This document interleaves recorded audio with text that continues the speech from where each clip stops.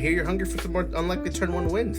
This was a very hard challenge, so good on you to give me a hard one. The idea of the setup is to use Ghalta's cost reduction in order to set up a combo, but in order to get the setup to work on turn 1, I have to use some unconventional means. So we're going to start with a land, a mana vault, a soul ring, a lotus petal, and an elvish spirit guide, and with this mana we're going to cast a Sylvalis Stampede. Now the tricky part of Sylvalis Stampede is that likely your opponent's going to just choose free since you only have 2 cards left in your hand. I'll give you the solution regardless if your opponents all choose free and you choose wild.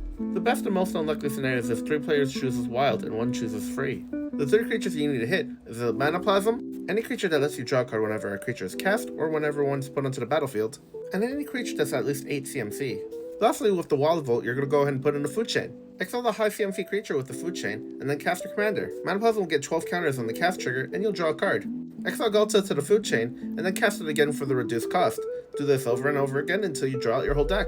When Ghalta's finally finished eating, they can lead the Stampede.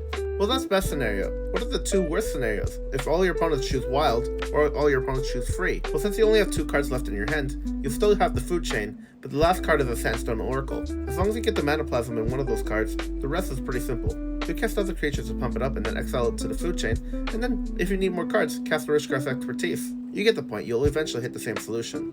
Well, what if everyone chooses wild? You'll need to hit a Thorak and Goreclaw, a Mana Plasm, any creature-based draw power, and lastly any mana dork that taps for at least 3 mana.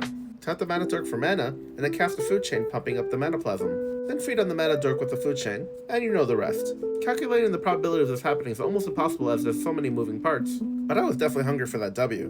What do you want to see broken next? Put in the comments below. And please, this took me days to figure out, so if you really like this video, give me a like, follow, and subscribe.